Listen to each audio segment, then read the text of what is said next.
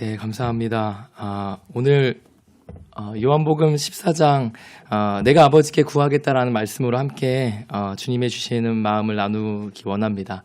오늘은 우리 영상 광고에서 보셨다시피 어버이 주일입니다.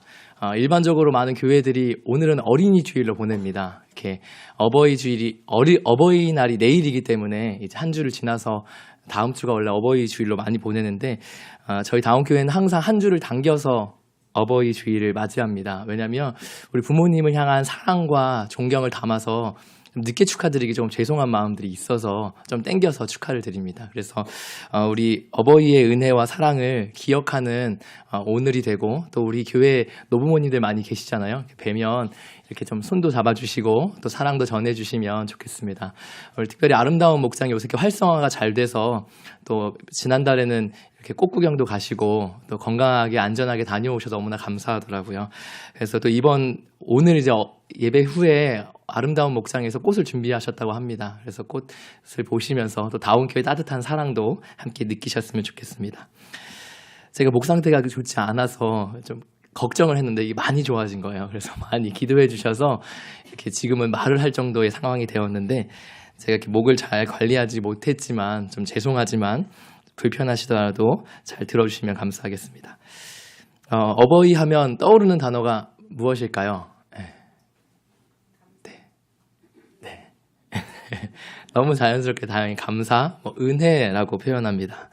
은혜라는 단어를 가장 많이 떠오르게 됩니다. 그러니까 당연할 수 없는 것들을 당연하게 베풀어 주신 사랑을 은혜라고 합니다. 그런데 인간은 이 은혜를 기억하며 살지 못한다는 것입니다. 은혜를 기억하고 산다면 우리 삶이 조금 더 정의롭고 또 공의로운 삶이 될 텐데, 이 은혜라는 단어를 잊어버린 채 저희는 살게 되죠.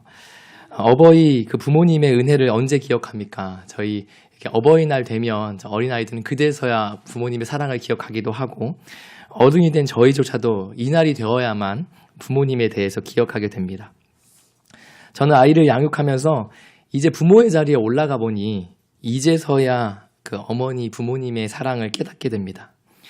인간은 은혜를 베푸는 자리에 가서야 그제서야 은혜를 깨닫고 사랑을 느끼는 것 같습니다. 그만큼 은혜라는 것이 어려운 것 같습니다. 그래서 하나님께서는 10계명 가운데 많은 계명들이 있지만 내 자녀를 사랑하라가 아니라 내 부모를 공경하라라는 계명을 적어주신 것 같습니다. 우리는 언제나 은혜를 기억하며 살지 못한다는 것입니다. 저희가 한결같으면 얼마나 좋을까요? 삶이 분주하다는 이유로 그 은혜를 잊어버리고 또 그 은혜에 감사하는 마음을 늘 가졌으면 좋겠습니다. 특별히 오늘 매주 드려지는 예배도 우리에게 영원한 생명을 주신 하나님의 은혜를 기억하는 통로가 되었으면 좋겠습니다. 죄 많은 저희를 위해서 먼저 찾아오시고 먼저 불러주신 하나님의 은혜를 기억하면서 잠시 후에 또 어버이날이기도 하고 또 하나님의 은혜 앞에 하나님의 은혜의 찬양을 부르며 시작했으면 좋겠습니다. 네, 함께 찬양을 부르며 시작했으면 좋겠는데 제 목 상태가 매우 좋지 않았어요. 더 크게 불러주셔야 하나님을 향한 은혜를 올려드리는 마음으로 우리 지금 함께 찬양하도록 하겠습니다.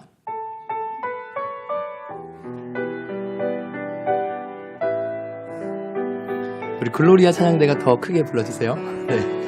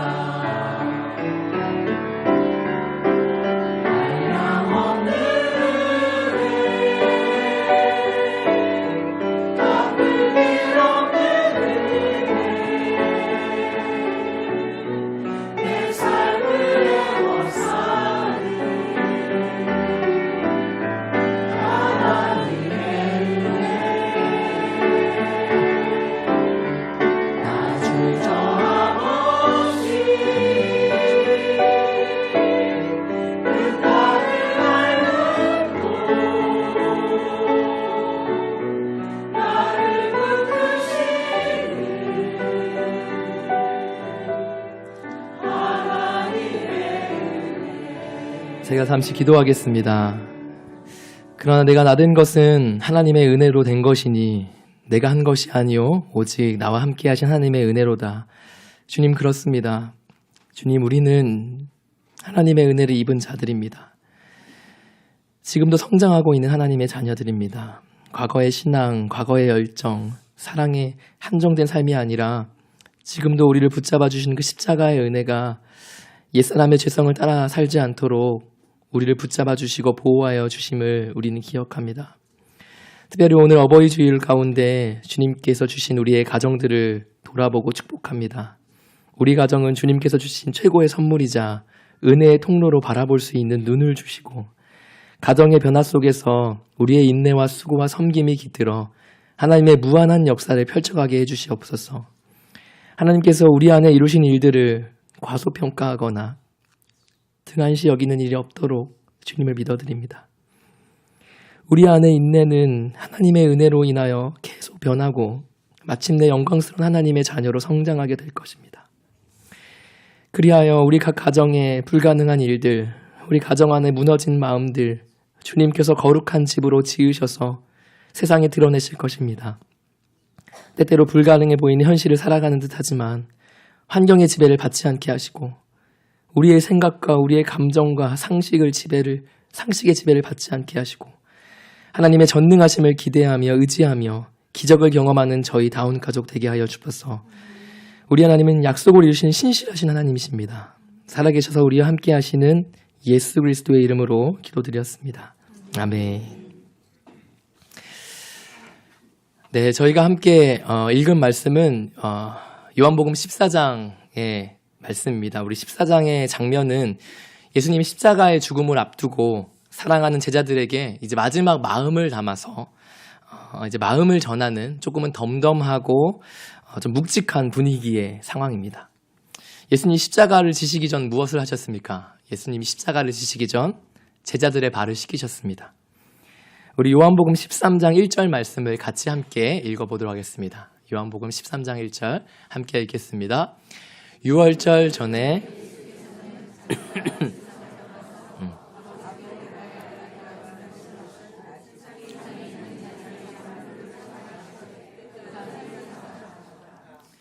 네, 성경을 읽을 때 저는 이렇게 감정을 담아서 읽어요.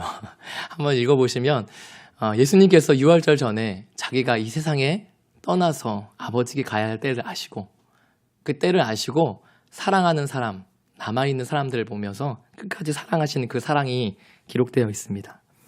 세상에 남아있는 자기 사람들을 남겨두는 예수님의 마음이 느껴지십니까? 예수님은 한 사람 한 사람의 발을 씻기시고 그리고 세상의 고된 핍박과 환난 속으로 나아가는 그 제자들의 마음까지도 정성스럽게 닦아주십니다.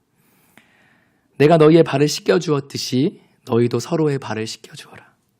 그러한 사명까지 마음속에 새겨주십니다. 그런데 우리가 기억해야 하는 것은 이 장면 속에 예수님을 팔아넘긴 가룟 유다까지 있었다는 것입니다. 나를 죽이고 나를 배반하고 나를 팔아넘길 그 자의 발까지 씻겨주셨습니다. 바로 끝까지 사랑하셨다는 그 고백이 그의 삶에 녹아져 있는 것입니다. 우리는 어떠한 죄 가운데 있을지라도 예수님께 나아가기 부끄러울 때도 주님께 나아갈 수 있습니다. 왜냐하면 주님은 우리를 끝까지 사랑하시기 때문입니다.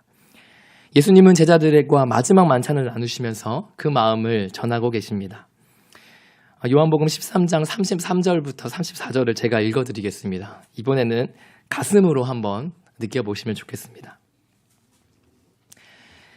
어린 자녀들아, 아직 잠시 동안 내가 너희와 함께 있겠다.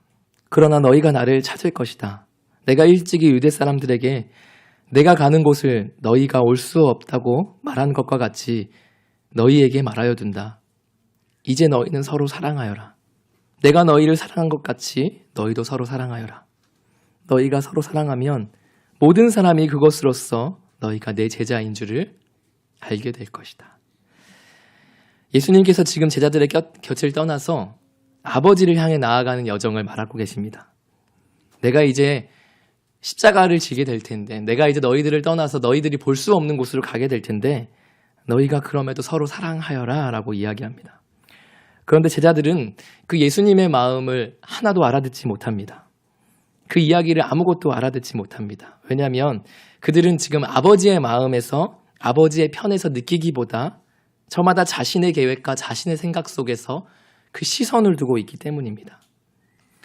제자들은 예수님을 이 땅에서 누릴 영광의 메시아로만 여깁니다. 그리고 베드로는 예수님이 가시는 그 길이 어느 길인지도 모른 채 당당하게 내가 주님을 위해 목숨까지 바치겠다고 이야기합니다. 하나님 아버지를 온전히 알지 못하는 근거이지만 당당함이 그 앞에 예수님 앞에 서 있는 모습들입니다. 예수님 마지막 그 고백에 무엇이 담겨 있습니까? 한마디로 예수님은 사랑이라는 단어로 우리에게 이야기하십니다. 이제 너희가 서로 사랑하여라. 어린 자녀들아, 너희가 서로 사랑하여라. 어느 부모가 이제 마지막을 앞두고 자녀들에게 너희가 서로 미워하고 갈라지고 서로 빚 때문에 싸우고 서로 갈라서라는 것을 원하겠습니까? 조금 더 서로 사랑하고 조금 더 서로를 위하고 어떤 일이 있어도 흩어지지 말라는 그 부모님의 마음처럼 우리 아버지께서도 서로 사랑하기 원하셨습니다. 너희들 나를 봐서라도 서로 사랑해라. 그러한 마음으로 지금 제자들에게 이야기를 전하고 계십니다. 하나님이신 예수님은 사랑하는 이들을 위해 세상에 왔다고 이야기합니다.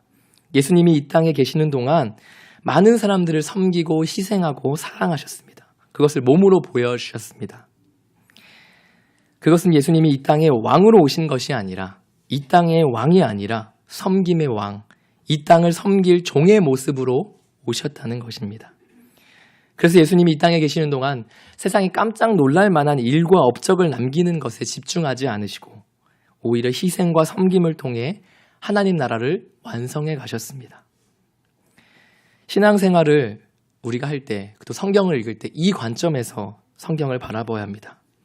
그저 신앙은 단순한 생각과 행동이 아니라 내가 하나님과 어떤 관계 속에서 살아가고 있는지, 난 하나님을 어떻게 여기는지를 살펴보아야 합니다. 저는 오늘 말씀을 통해서 우리를 위하여 한 알의 밀알이 썩어 열매를 맺듯 자기 희생을 통해서 예수님이 우리에게 주시고자 하시는 삶이 무엇이고 진정으로 우리에게 주신 그 아버지의 마음을 깨닫는 오늘 하루가 되었으면 좋겠습니다. 그래서 오늘 말씀 가운데서는요, 내가 막 이거 깨달았어, 막 새로운 것을 느꼈어가 아니라 그냥 아버지의 마음, 그리고 어버이 주일이잖아요. 나를 향한 우리 하나님 아버지의 마음을 느끼시는 그 주일이 되었으면 좋겠습니다.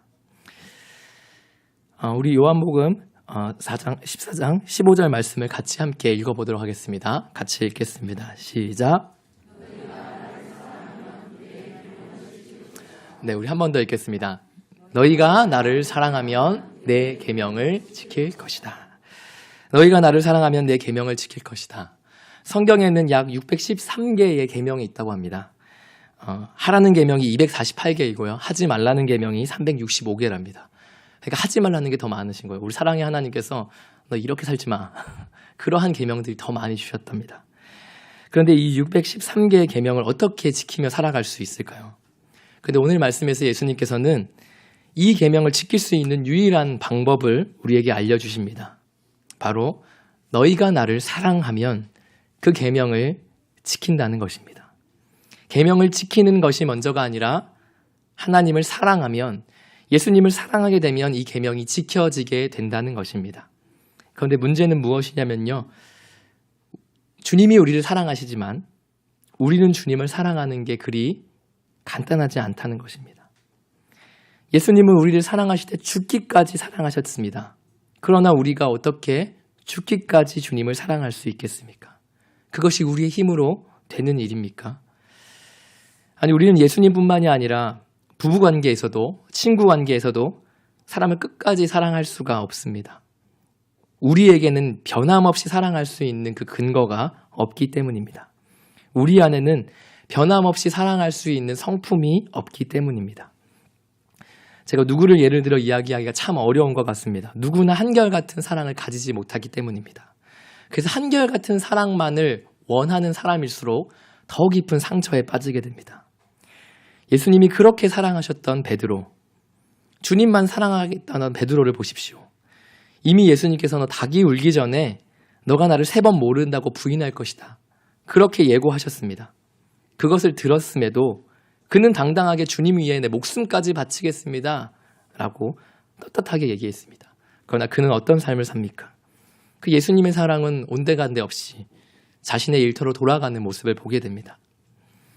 어쩌면 우리가 곰곰이 따져보면 우리가 함께하는 많은 관계들은 나와 격이 맞아서, 나와 동기가 맞아서 그냥 오랫동안 유지되어 있었던 거지, 내 안에 변함없는 사랑이 유지하고 있었다는 것은 아닙니다. 변함없다는 것은 그리 간단하지 않습니다. 오늘 어버이 주일을 맞이하여 우리가 어버이의 사랑도 기억해 봅니다.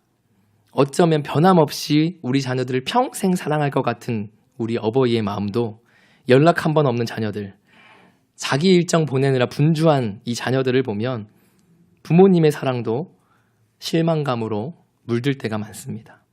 우리 자녀들이 변함없이 부모를 사랑합니까? 뭐 자녀들은 더할 나위 없죠. 우리 자녀들은 자기 인생 바쁘게 살아갑니다.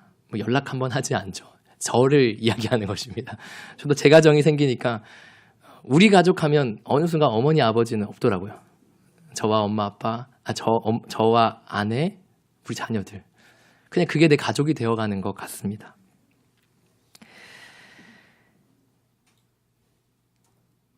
그래서 예수님께서는 계명을 지키는 것이 먼저가 아니라 사랑하는 것이 먼저라고 말씀하십니다. 그렇다면 어떻게 우리가 예수님을 사랑할 수 있을까요?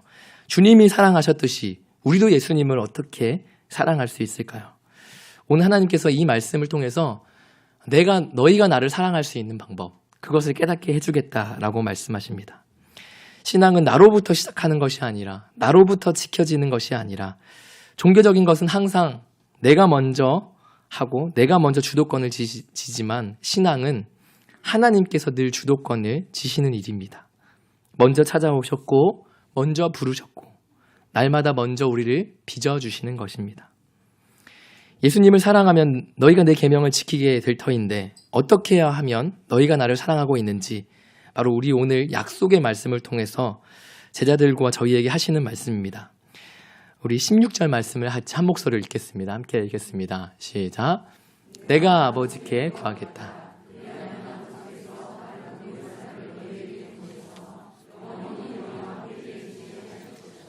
내가 아버지께 구하겠다. 그리하면 아버지께서 다른 보혜사 너희에게 보내셔서 영원히 너희와 함께 계실 것이다. 지금 이 장면은요. 제자들이 예수님과 함께 있는데 예수님이 능력을 행하고 기적을 행하니까 유명해지고 사람들이 막 몰려오고 있는 상황들입니다. 그러니까 이제 제자들이 뭔가 해볼 만한 상황이에요. 내가 이제 예수님을 통해서 뭔가 좀 이뤄보고 돈도 벌어보고 지위도 얻어보려고 하는 상황들인데 그런데 계속 예수님께서 이제 뭔가 해보려고 하는 우리에게 내가 이제 가야겠다. 내가 이제 갈 때가 됐다. 내가 가겠다. 가야 한다라고 이야기하니 어느 순간 제자들 마음이 불안해지기 시작합니다. 제자들 마음은 30년, 50년 평생 예수님과 함께하고 싶으신데 예수님과 영원히 함께할 수 없겠지만 계속 가신다는 그 예수님이 이해가 되지 않습니다. 그래서 그 시기를 외면하고 지금 불안해하고 있는 것입니다. 그 불안해하고 있는 제자들을 향해서 예수님이 지금 이렇게 이야기하는 것입니다. 내가 아버지께 구하겠다. 그러면 아버지께서 다른 보혜사를 너희에게 보내셔서 영원히 너희와 함께 계실 것이다. 저는 오늘 이 16장의 말씀이 이 말씀을 계속 묵상하면서 새롭게 보여지고 제 마음 가운데 이 말씀이 정말 중요한 말씀이구나. 그냥 하나님의 약속을 넘어서 우리의 인생을 변화시키는 약속임을 기억하게 됩니다. 실제로 이 약속의 말씀은 성경 전체에서 아주 중요한 역할을 합니다. 이 말씀은 예수님께서 친히 우리에게 하신 약속입니다. 내가 너희와 영원히 함께 할 것이다. 그리고 신앙생활에서 흔들리지 않는 약속입니다. 그분이 영원토록 함께 하시겠다는 그 약속은 우리에게 영생을 주시겠다는 그 허황된 약속을 실제로 이루는 고백이 됩니다. 너네 내가 영원히 살도록 할 거야. 영생을 줄 거야 라는 허황된 약속이 아니라 영원토록 함께 계신 분이 계속해서 너희와 함께하고 그 약속을 이뤄가겠다는 것입니다. 이것이 바로 우리 주님의 약속입니다. 우리와 영원토록 함께 하시기 위해 지금 주님께서 오신 것입니다. 우리는 하염없이 주님이 주시라고 달라고만 기도하는데 주님은 우리에게 영원토록 함께하기 위해서 내가 너희에게 왔다고 말씀하시는 것입니다. 우리 주님의 마음을 한번 헤아려 보신 적 있으십니까? 우리가 주님 앞에 무엇을 구하고 있습니까? 주님이 나에게 해야 할 리스트는 빼곡하게 적지만 내가 주님의 마음을 알아들이거나 주님의 마음을 살펴보는 것은 늘 뒷전이지 않습니까? 주님과 사랑의 관계보다 나의 필요와 나의 생각과 나의 시선이 먼저 머물러 있지 않습니까? 제게 5살 된 아들 시온이가 있습니다. 이 5살 된 아들 시온이는 참 애교가 많습니다. 이렇게 보신 분들도 있으시겠지만 이제 시온이가 같이 밥을 먹으면 갑자기 제 손을 가지고 와요. 그러면서 자기 뭐 볼에 비빈다거나 아니면 갑자기 뭐 이렇게 손을 잡다거나 기댄다거나 이러면서 자기의 사랑을 막 표현합니다. 온갖 애정 표현을 합니다. 그럼 아빠로서 너무나 무척 사랑스럽습니다. 그런데 그 애교들도 밥 먹기 싫어서 막 일부러 애교를 부릴 때가 있어요. 자기 안 먹고 싶다는 표현으로. 그런데 어쨌든 애교를 부리고 있는 이 아들을 보면 아버지 된 저는 실은 아빠가 어디 있겠습니까? 마냥 좋죠. 그리고 아들은 항상 저랑만 자려고 합니다. 왜냐하면 항상 씻으려고 할 때 엄마랑 싸움이 있기 때문에 잠은 아빠랑 자겠다고 합니다. 저랑 항상 잠을 잡니다. 그런데 어느 날 같이 씻고 아들과 자려고 누웠습니다. 잠자리에 누웠는데 아들이 먼저 다가와서 저에게 뽀뽀를 해주는 것입니다. 그래서 제가 시온아 고마워 라고 이야기했더니 대뜸 아들이 그냥 항상 이렇게 고마움에서 끝났던 아들이 그러면 과자 사줘 라고 답하는 거예요. 옛날에는 애정 표현으로 자기의 마음만을 전했는데 이제 제법 컸는지 자기의 요구를 이 애교를 이용해서 얻어가려고 하는 모습까지 컸습니다. 저는 장난을 칠 겸 이렇게 얘기했습니다. 그럼 지금 아빠한테 과자 때문에 뽀뽀한 거야? 그럼 아빠는 이 뽀뽀를 안 받을래. 아빠는 시온이가 사랑해서 아빠한테 뽀뽀해 준 줄 알았는데 이 과자 때문이라니까 속상해. 아빠 이 뽀뽀를 안 받을래? 라고 얘기했습니다. 그랬더니 아들이 마치 당황을 했습니다. 당황해서 어떻게 해야 할지를 몰라서 곰곰이 생각하다가 아니야 좋아서 한 거예요 하면서 막 다시 뽀뽀를 하려고 막 얼굴을 들이밉니다. 그래서 제가 그러면 내일 과자 안 사줘도 괜찮지? 아빠만 있어도 괜찮지? 라고 말했습니다. 그랬더니 아들이 뭐라고 했을까요? 그러면 나도 조금 속상한데? 하고 답을 합니다. 잠들기 전에 아들과 이 일을 겪으면서 인간은 전적으로 자기밖에 모르는구나. 정말 어떻게 이런 것을 이용해서 자기의 배를 채울까 이런 생각들을 하지만 마음 한편으로 또 이런 생각이 들었습니다. 나도 그랬겠지? 우리 여기 계신 분들 다 그렇게 하지 않으셨을까요? 우리 부모님 앞에 어리광 부리면서 내가 가진 건 얻고 싶어서 행동한 적 있지 않으십니까? 그러면서 불현듯 또 이 생각도 들었습니다. 만약 시온이가 10살이 되고 20살이 되고 30살이 돼서 똑같은 상황을 연출한다면 저는 과자를 사줄 것 같더라고요. 우리 부모님에게 자녀는 하염없이 자녀예요. 아무리 커도. 지금도 우리 부모님 저한테 그냥 하염없는 아들이더라고요. 아빠가 된 아들을 키우는 부모임에도 그냥 부모 눈엔 자식일 뿐입니다. 그런데 우리가 왜 과자를 사주고 왜 속아줍니까? 사랑하기 때문입니다. 부모는 아이에게 전적으로 시선을 둡니다. 이 아이를 위해 좋은 것을 준비하고 가장 좋은 것을 주기 원합니다. 그러나 진정으로 부모는 이 시시한 것, 과자 한 봉 주기보다 과자를 살 수 있는 힘과 능력과 기회들을 주려고 할 것입니다. 하물며 우리 전능하신 하나님 아버지께서도 우리의 작은 기도와 신음을 외면치 않으십니다. 그 작은 신음과 아픔을 들으시고 그 신음 넘어서 그 신음을 이겨낼 힘도 주시고 그 능력을 넘어서 열매도 주시기 원하시는 분이십니다. 그래서 예수님이 십자가를 앞두고 사랑하는 제자들 앞에서 이렇게 얘기하는 것입니다. 내가 다른 보혜사를 너희에게 보내주겠다. 다른 보혜사를 너희에게 보내주겠다. 보혜사는 곁에 있는 분, 우리를 보호하시는 보호자요, 우리를 위로하시는 위로자요, 우리를 변호하는 변호자란 뜻입니다. 예수님은 우리를 행복하게 해줄 보혜사를 보내줄게. 내가 너희와 함께 할 수 없지만 내가 다른 보혜사를 보내줄게. 그렇게 말씀하십니다. 그런데 그냥 보내줄게로 끝나는 것이 아니라 제 마음 한편에 남는 문장 한마디는 내가 아버지께 구하겠다. 내가 아버지께 구하겠다. 전능하신 하나님의 아들인 내가 전능하신 아버지께 구해서 내가 너희에게 보혜사 보내겠다. 내가 아버지께 구하겠다라는 이 문장 한 문장이 너희를 끝까지 책임지겠다는 하나님의 사랑에 확증된 표현입니다.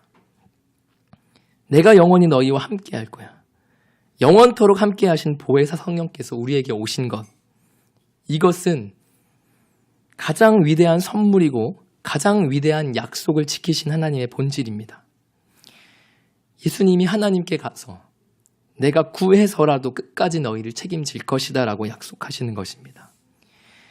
예수님은 우리의 참된 간구자이십니다. 그래서 우리가 예수님의 이름으로 기도드릴 때 예수님이 함께 기도해 주십니다. 그저 소원수리하는 기도가 아니라 예수님의 이름으로 기도드립니다라는 그 이름에는 그 예수님의 미어지는 간절한 뜻도 함께 올려진다는 것입니다. 그러나 우리는 우리의 간구를 올려드리는 것이 하나님의 뜻과 일치하지 않기 때문에 응답을 받지 못할 때가 많죠. 성장한 믿음의 자녀는 하나님이 주실 그 선물 때문에 그저 소원수리, 그 요술램프 지니처럼 내 소원 성취 도구로 부모를 이용하는 것이 아니라 우리에게 한량없이 주신 그 사랑에 감격하고 그 사랑 때문에 내 삶을 희생해 보겠다는 결단까지 드리는 사람입니다. 우리는 조금 믿음이 성숙한 자녀로 성장하기 원합니다. 그래서 이제는 내 사랑과 내 감정으로 주님께서 보내신 보혜사 성령께서 이제 그 사랑으로 서로 사랑하겠다고 우리가 이야기하는 것입니다. 하나님이 없는 것 때문에 내가 전전긍긍 외롭고 우울해하는 것이 아니라 다른 보혜사를 통하여 그 사랑을 기억하고 우리를 끝까지 포기하지 않는 그 주님을 기억하면서 그 사랑으로 말씀을 기억해 보려고 사는 삶입니다. 그래서 우리는 이 613개의 까다로운 계명들, 이 계명들을 의식하지 않아도 이 계명들이 지켜지는 놀라운 일을 하며 살아가게 됩니다. 예수님이 이 계명들을 뭉뚱그려서 내 마음과 목숨과 뜻을 다하여 주 너의 하나님을 사랑하여라. 그리고 내 이웃을 사랑하는 것이 이 율법을 이룬 것이라고 말씀하십니다. 우리 주님은 너희가 나를 사랑하는 것, 그리고 그 사랑으로 이웃을 사랑하는 것이 바로 이 계명들을 넘어서는 것이다라고 이야기합니다. 우리가 올려드리는 기도 중에 그 기도를 잠시 멈춰서 내가 주님을 향한 사랑의 고백을 올려드린 적이 언제인지를 한번 기억해 보셨으면 좋겠습니다. 우리의 기도는 주님을 향한 사랑이 목표가 되어야 합니다. 예수님께서 십자가를 앞두고 사랑하는 제자들에게 보혜사 성령을 보내겠다고 약속하십니다. 이 보혜사 성령이 무엇입니까? 저희가 교회적으로 오순절 성령의 역사 속으로 또 다운교회 오순절을 위해서 성령을 위해서 막 기도하고 있지 않습니까? 성령이 오신다면 무엇을 해주시기 원하십니까? 말도 안 되는 기적들이 일어나고 내가 답답해하고 있는 관계들이 풀어지고 말로 헤아릴 수 없는 그러한 기적에만 집중하게 됩니다. 그러나 우리 보혜사 성령께서 오시면 하나님을 사랑하도록 우리를 인도하신다는 것입니다.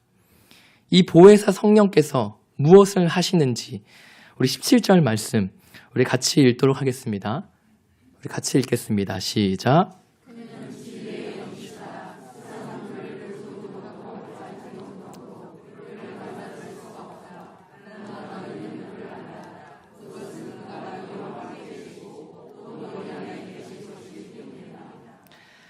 예수님께서 보혜사 성령을 보내십니다. 그는 진리의 영이시다. 아버지께서 우리와 함께 계실 뿐만이 아니라 내가 너희에게 보내는 이 영은 진리의 영인데 이 진리의 영을 보내줄 것인데 이 영은 세상은 보지도 못하고 알지도 못하는 것이다. 그러나 너희는 그것을 안다라고 이야기합니다. 그러니까 보혜사 성령께서 오시면 우리는 안다는 것입니다. 우리 안에 성령이 오셨다는 것을 안다는 것입니다. 사랑하는 다운 가족 여러분, 집이 빈집인지 사람이 사는 집인지 어떻게 알 수 있습니까? 그냥 우리는 딱 보면 알 수 있습니다. 집 앞에 우편물이 널브러져 있고 그 집 문이 지저분하다면 그 집에 들어가지 않아도 이 집에 사람이 살지 않는구나 라고 생각하게 됩니다.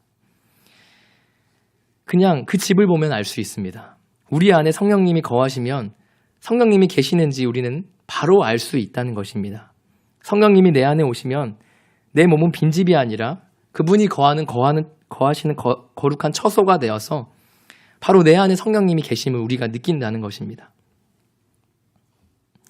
세상에 살던 이전 방식대로 살지 않으려는 마음이 올라오기 시작합니다.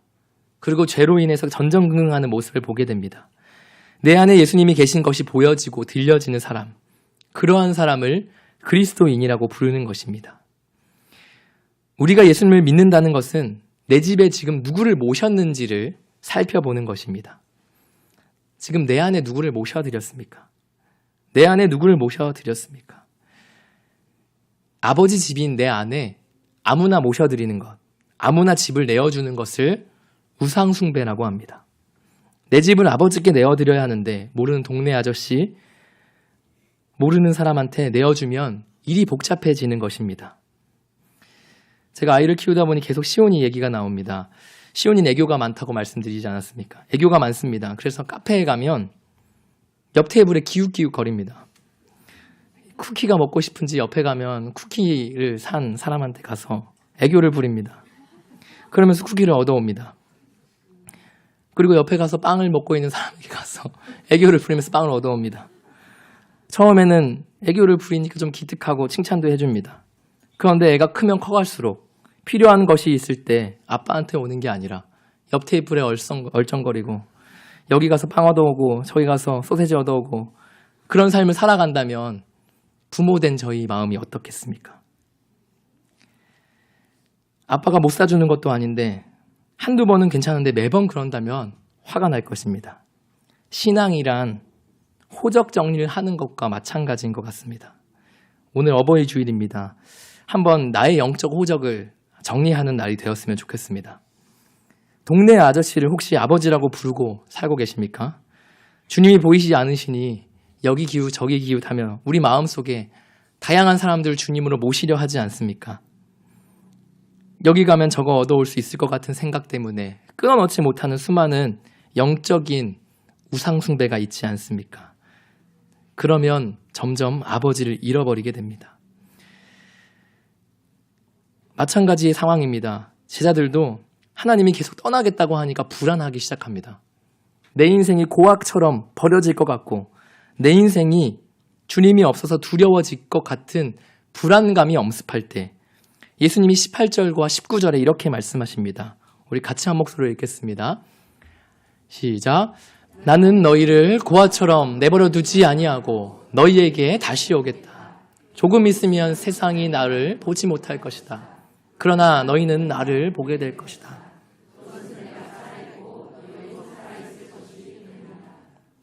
제자들이 주님이 떠나면 나 고아처럼 버려질 것 같아서 내 호적이 사라질 것 같아서 두려워하고 떨고 있습니다.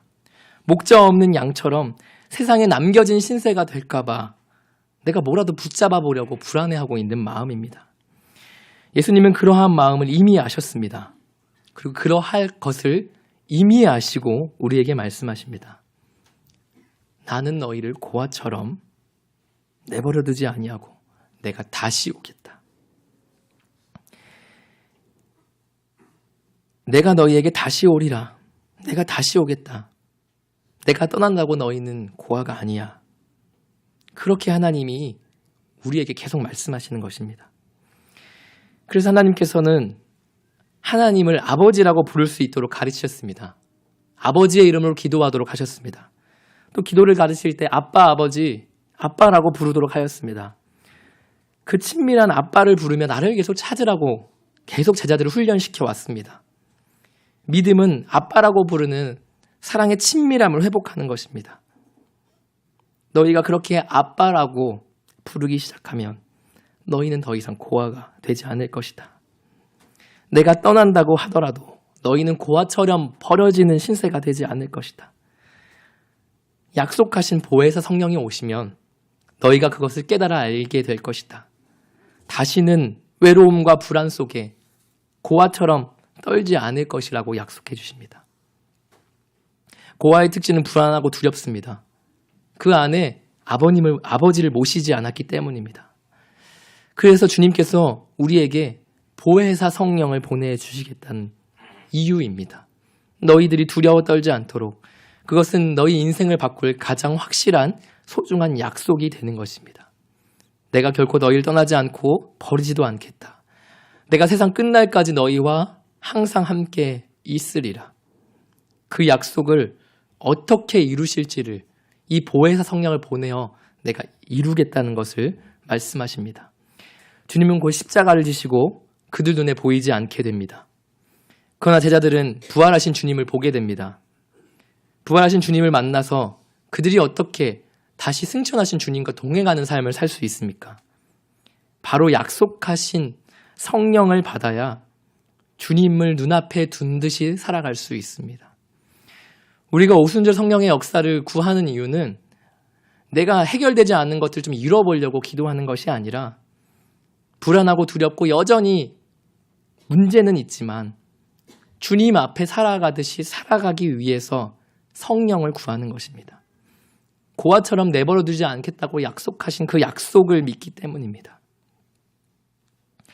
우리에게 성령님의 약속, 성령님을 만나는 것은 가벼운 일이 아닙니다.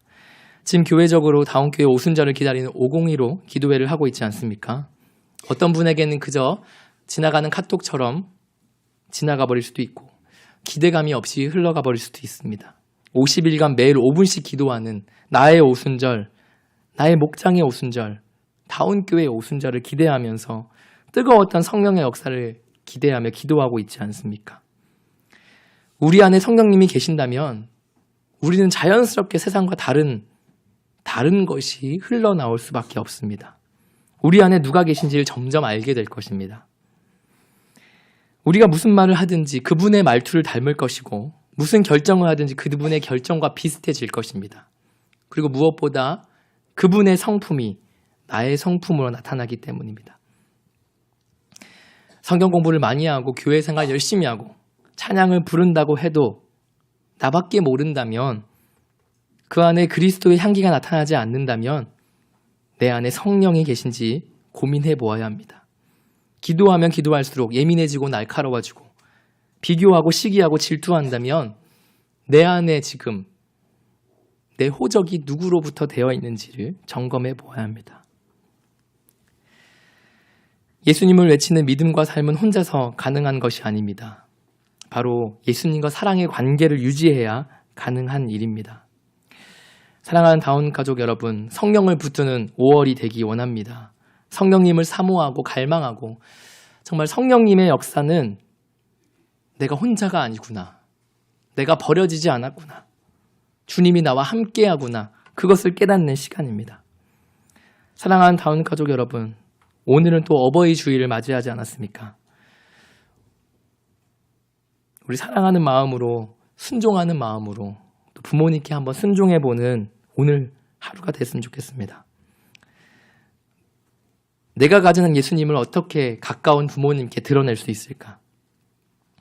하나님의 마음을 잠시나마 이 땅에서 부모가 되어 자녀를 향할 때 느끼지 않습니까? 그런데 그 자녀가 나를 떠나도 부모는 여전히 그 자리에 있는 것이 부모입니다. 어떻게 온전한 가정이 있겠습니까? 가족이라는 이유로 서로 인색해지고 더 무관심하고, 가족이라는 이유로 상처도 많이 받고, 가족이라는 이름으로 더 이상 등을 진 가정들도 많이 있습니다. 이유와 어떻게 되었든 가정에서 먼저 섬김이 일어났으면 좋겠습니다. 하나님, 우리 오순절 성령의 역사 속에서 우리 가정의 회복이 먼저 일어났으면 좋겠습니다. 성령님께서 우리 가정을 만지시고 우리 자녀들을 만지시고 해결되지 않는 정말 불가능할 것 같은 일들이 우리 가정 안에서 먼저 회복되었으면 좋겠습니다. 우리 그러한 일들이 우리 5월달, 가정의 달 5월달에 펼쳐졌으면 좋겠습니다. 우리 시간에 잠시 기도했으면 좋겠습니다. 우리가 성령의 역사를 기대하고 있지 않습니까? 혹시 내가 성령님을 구하지만 내 마음 한편에 성령에 대한 기대는 온데간데 없고 그저 입으로만, 말로만 하고 있지 않습니까? 성령님이 오시면 더 이상 고아처럼 버려지지 않고 우리가 늘 동행한다고 말씀하시는데 우리 이 시간 성령님을 구했으면 좋겠습니다. 성령님 먼저 내 마음 가운데 오시옵소서. 성령님 먼저